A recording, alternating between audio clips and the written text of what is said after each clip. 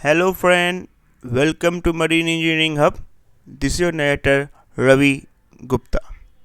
Today we're gonna explain about Scopic Clause, which is also known as Special Compensation P&I Club.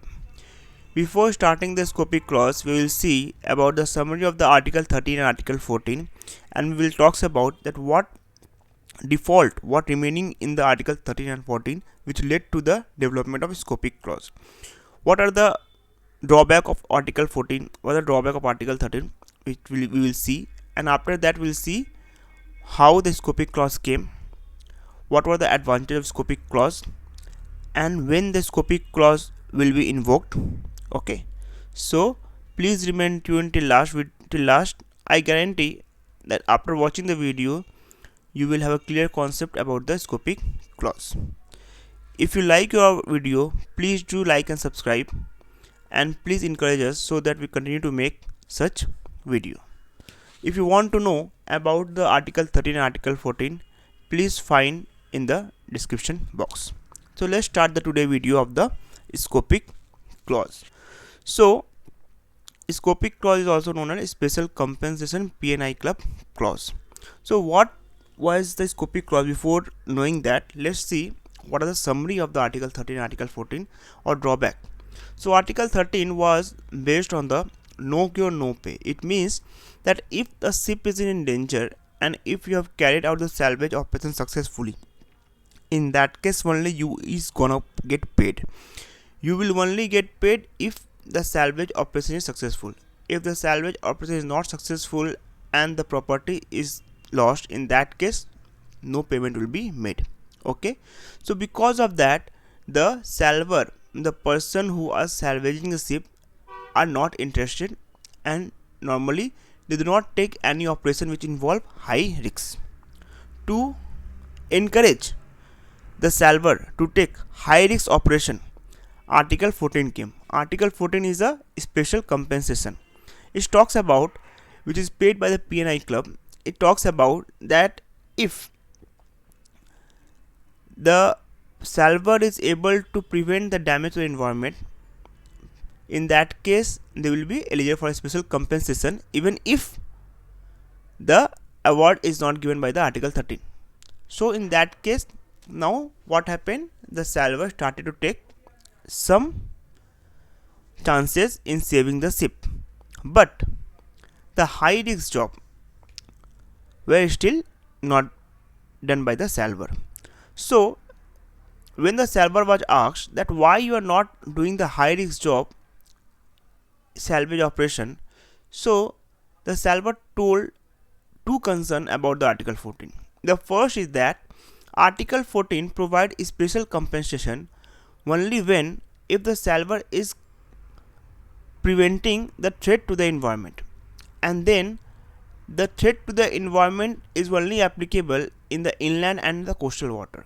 It means that if the threat to the environment is outside the inland and coastal water, in that case the salver will not gonna get any compensation. So special compensation have a limitation that it is only applicable to the inland and coastal water. So the salver were not taking the job outside the inland and coastal water high risk job. So in order to avoid that, the drawback of Article 13 was what?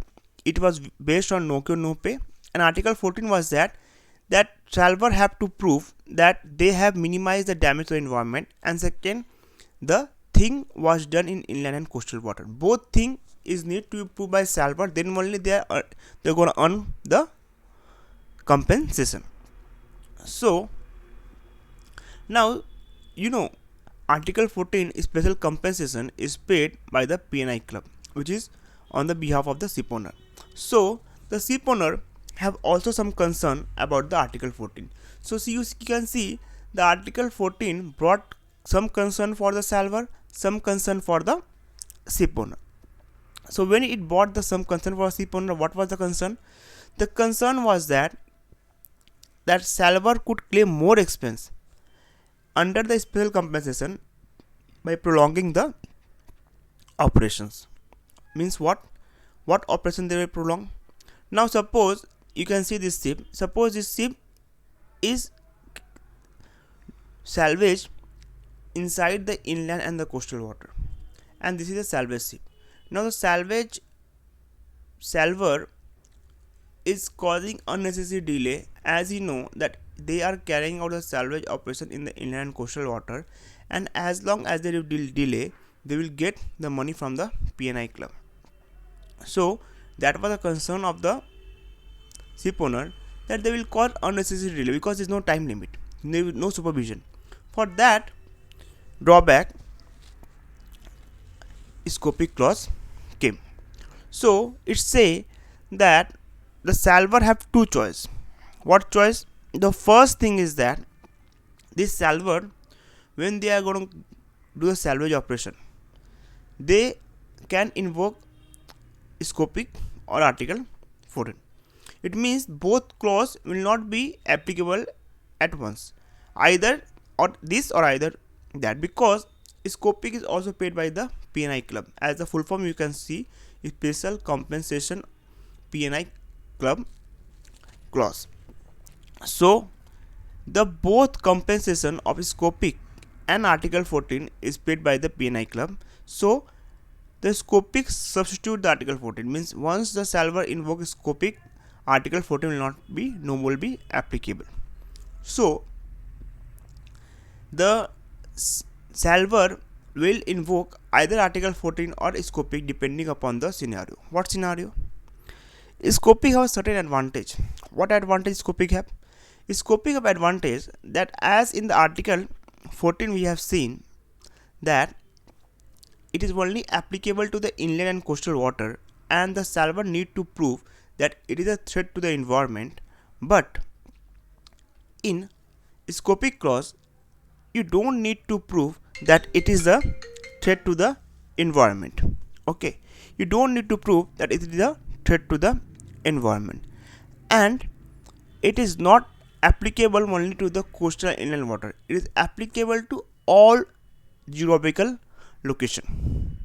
Okay, and there is a security of 3 million. Okay, compensation will be paid if the Scopic clause is incorporated. It means that the Scopic clause is a type of a clause which is enabling the salvor to take the high risk job, as the salvor no need to prove that the salvage operation which he is carrying out is in inland water or coastal water, or he can carry out in any geographical location. Okay, and they also don't need to prove that whatever salvage operation they have done, they have tried to minimize the damage to the environment. So, and moreover, on top of that, they are gonna get 3 million as a expense, salvor expense, even if the salvor expense or salvage operation is unsuccessful. Means the salvor is getting 3 benefit. The salvor is getting 3 benefit. No need to prove about geographical location, no need to prove the threat to the environment, and they are getting additional security of 3 million even if the salvage operation is unsuccessful. So that is the advantage of a Scopic clause. But it means that whenever a salvor is carrying out a salvage operation, in that case he will always invoke the Scopic clause. That is a very advantage now for them.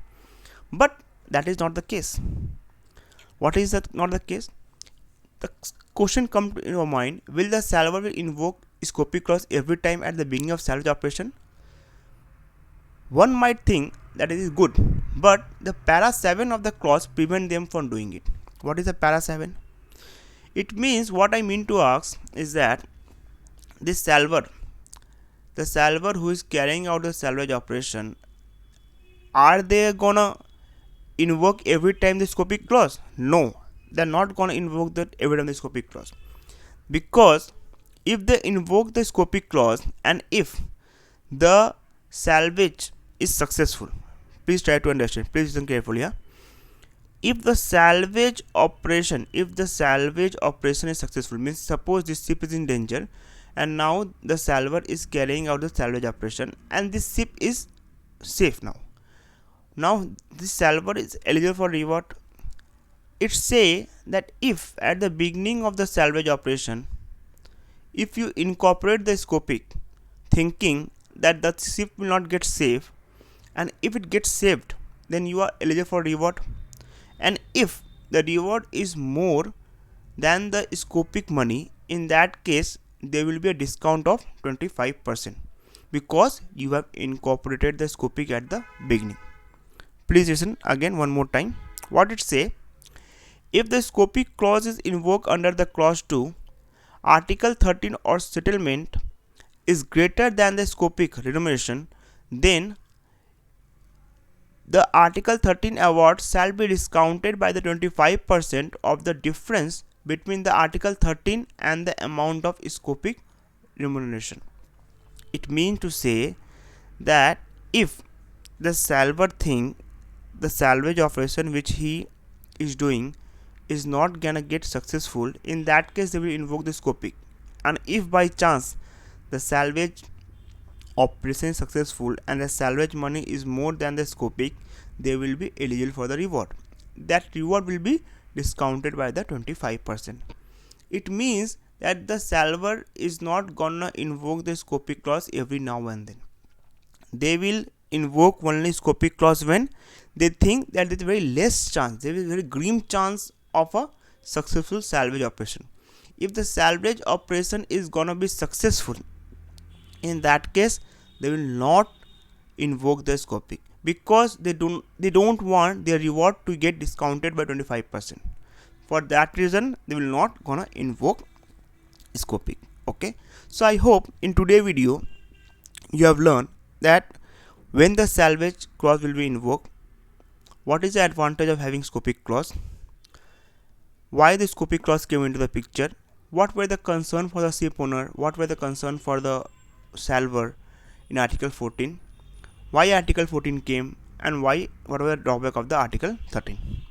So friend, to help me to continue this type of video, please do subscribe, please do share our video in the different platform so that more of our friends can come and know about our channel. I would only want encouragement from all of you. Please do subscribe, please do tag in different social media. Thank you friend, have a good day.